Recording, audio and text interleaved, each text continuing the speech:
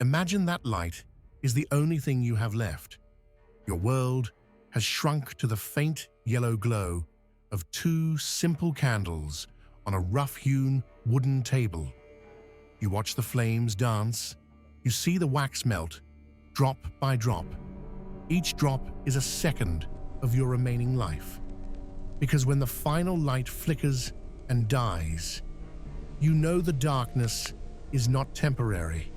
It is permanent. Torpa Stenhus, rising from the mists by Lake Osunden, is not just a castle. It is one of Sweden's best-preserved medieval fortresses, built for defense against the Danes. But the architecture reveals something much darker. With meter-thick walls and arrow slits narrow as trenches, it is a trap of stone and mortar.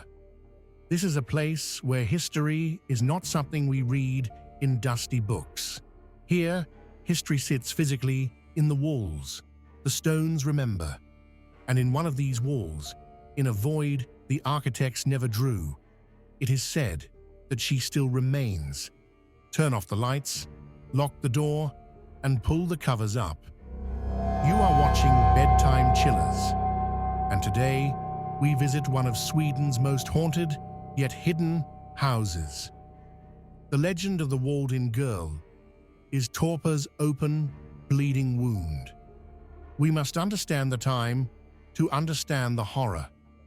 It was during the age of plague. The Black Death was not just a disease, it was the apocalypse.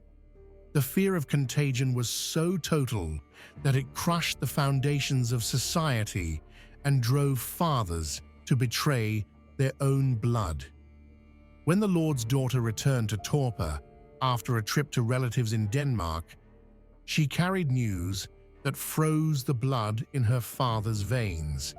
The plague had broken out where she stayed. The father, a man of lineage and honor, faced an impossible choice. He wasn't driven by hate, but by a brutal, cold logic. If she was infected, she would drag the whole lineage, the whole estate, down into ruin. To save the family, the daughter needed to be erased. She was led to a remote room, likely connected to the stairwell. She was seated on a chair in front of that table with the two live candles. She wasn't sick yet. She was alive, warm, and fully conscious. While she begged for her life, while she screamed for her father, the masons advanced. Stone was laid upon stone. The mortar scraped. The light from the corridor became a mere sliver, and then nothing. Her little sister sat outside the freshly walled, damp barrier. She couldn't save her, but she couldn't leave her either. She kept vigil for 4 days. Through the stone, she heard the crying. She heard the desperate banging against the inside of the wall. She heard the oxygen running out and the panic turning into delirium. But the worst wasn't the sounds. The worst was day 5. For on the 5th day, when the lights inside had burned out, it went silent. A silence so heavy it still echoes in the stairwell today. Many skeptics have dismissed this as a cruel tale, a story to scare children. But Torpa Stenhus does not permit doubt. Those who have disrespectfully tried to disturb the grave have paid a horrifying price. There are documented accounts of a former owner, driven by curiosity or greed, who tried to break into the pointed-out wall. He scratched himself lightly on an old rusty nail sticking out of the mortar. An insignificant wound, he thought. A few days later, he was dead from violent blood poisoning. Another man, a craftsman trying to chip open the wall for a renovation, testified about an invisible force. It wasn't a feeling, it was a physical attack. Something grabbed him, a violent hand from nowhere, and hurled him backwards down the steep stone stairs with such force that he broke both arms and legs. The location remains physically taxing to visit today. Visitors and mediums testify to an unfamiliar dull tone at the wall, a low-frequency sound not heard with ears, but felt as a vibration in the stomach, an instinctive signal from the reptilian brain screaming, "Do not come closer. Do not wake what sleeps." But the girl in the wall is not alone in the dark. In the magnificent King's Hall, where portraits of the Stenbock lineage hang heavy on the walls, female visitors rarely feel alone. Many testify to the same thing: an intense stare at their back, a feeling of being scrutinized. When they turn around, the room is empty, but in the corner of your eye, just before the gaze focuses, you can see him. It is little Gustav Stenbock.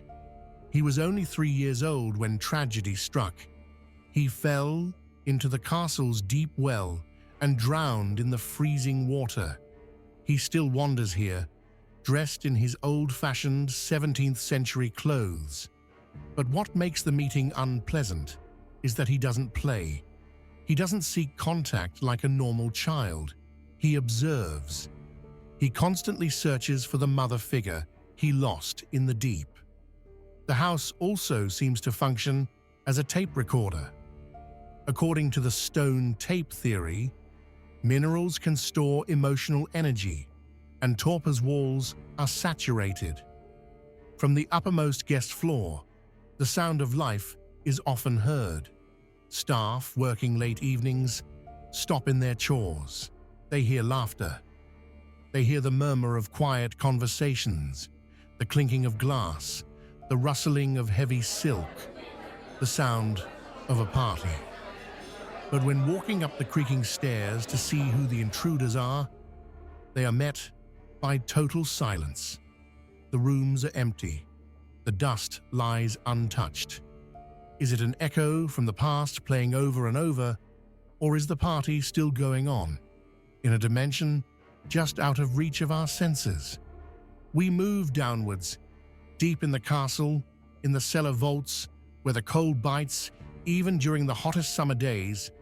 The atmosphere changes. Down here, the sound of the blacksmith is sometimes heard. Heavy metallic blows echoing in the rock. Thud, thud, thud. No one knows who he is or what he is forging in eternity. Or is it the sound of shackles? For down here we also meet the Grey Lady. Her fate is a dark mirror image of Romeo and Juliet. History says she was a daughter at the castle and fell in love with a Danish prisoner held in the dungeon. A love across borders, in a time of war. Her father discovered the betrayal. He had her lover executed, some say beheaded, down here in the dark, right in front of her eyes. She died shortly after, not of disease, but of a broken heart and pure grief. The Grey Lady is not a diffuse ghost you sense in the mist. She is known for being so clear, so physically tangible, that visitors often mistake her for a living guide or actor in period clothes. They go up to ask something, but just when they are about to address her, she dissolves into thin air. She wanders through the halls, a constant silent reminder that the price of power is always paid in blood and tears. Torpa Stenhus, finally, is a place where death keeps a schedule. According to the old family legend, the castle is bound to its owners beyond the grave. The legend says that when a lord of the manor is dying, they come. From the avenue, the sound of hooves against gravel is heard.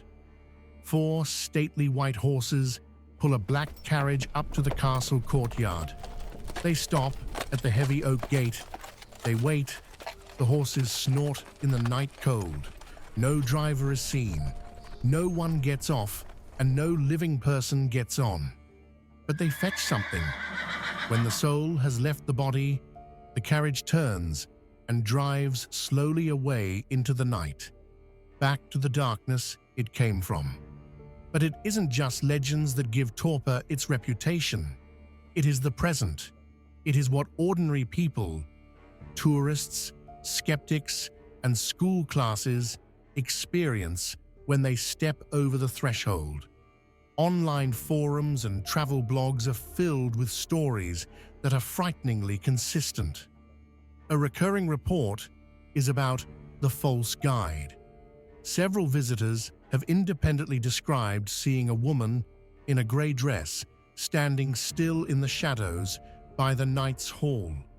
They think it's an employee, an actor to liven up the tour. But when they go to ask a question or look away for a second, she is gone. There are no doors she could have exited through, just empty air and a lingering scent of old dust. Even more tangible is the physical pressure, especially in the stairwell near the walled-in niche. People describe not just cold, but a weight. It feels like the air thickens, like walking through water.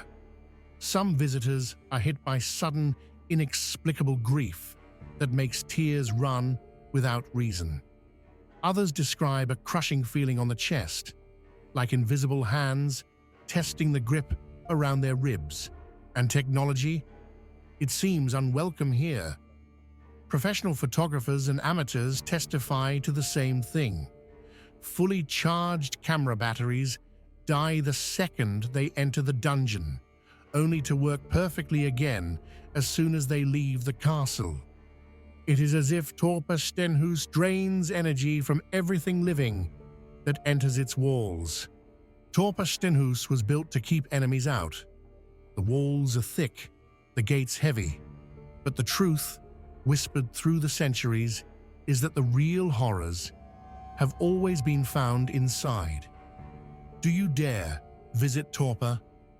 Or are you afraid the silence from day 5 will start talking to you? Comment what you think and leave suggestions for more haunted places. If you appreciate what I do, make sure to follow, like the video, and leave a comment. Your support means everything. My dream is to do this full-time, one day.